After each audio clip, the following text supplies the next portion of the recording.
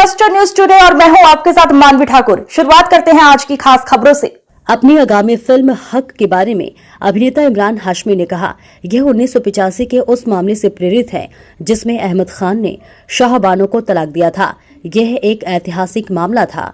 उस समय कोई नहीं जानता था कि शाहबानो कई महिलाओं और आने वाली पीढ़ियों के लिए लड़ रही थीं। इस फिल्म में हमने इस मामले को निष्पक्ष तरीके से चित्रित किया है। शायद यंगर जनरेशन्स को इस केस के बारे में इतना पता नहीं है, लेकिन जिस केस से ये प्रेरित है 1985 का केस था, जहाँ पे अब अहमद खान ने शाहबानो को तलाक दिया था। और उस वक्त शाहबानो ने जाके 3 कोर्ट्स में, सेशन कोर्ट, हाई कोर्ट और सुप्रीम कोर्ट में अपनी खुद की डिग्निटी के लिए ये वो केस लड़ी थी, क्योंकि अहमद खान ने उनको मेंटेनेंस देना बंद कर दिया था डिवोर्स के बाद।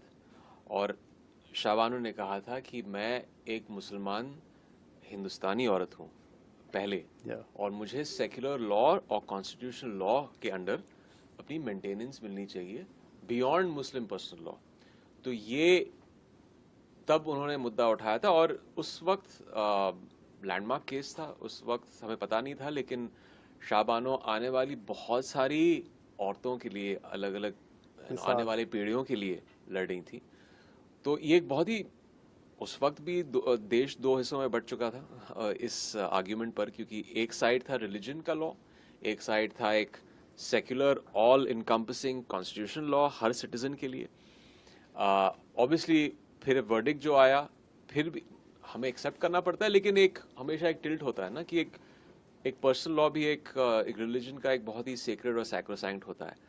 तो एक बहुत ही इंटरेस्टिंग कहानी थी, उस पर हक बनी है। आपको जब ये स्क्रिप्ट अप्रोच हुई थी जी, तो क्या रिएक्शन था? आप किस चीज से किक होके आप तैयार हुए ये रोल करने के लिए? देखिए, हमेशा जब एक किरदार जिस तरह अहमद खान था उस केस में, इसमें नाम अब्बास खान है, लेकिन वो अपने नजरिए से तो सही है, वो अपने नैरेटिव का हीरो है। करेक्ट। और मैं कभी कैरेक्टर्स को जज करने के लिए प्ले नहीं करता हूँ, जस्टिफाई करने के लिए प्ले नहीं करता हूँ, लेकिन वो किस नज़रिए से आ रहा था? वो आ रहा था इस नज़रिए से कि मेरा जो ट्रेडिशन के हिसाब से, अपने पर्सनल फेथ, अपने रिलीजन, उसका जो परसेप्शन था, उस पर एक स्टॉन्च बिलीवर था, और वो अपने नज़रिए से सही था, इसलिए वो ये केस लड़ रहा था। वो खुद लॉयर था, तो वो अपना खुद का केस लड़ रहा था।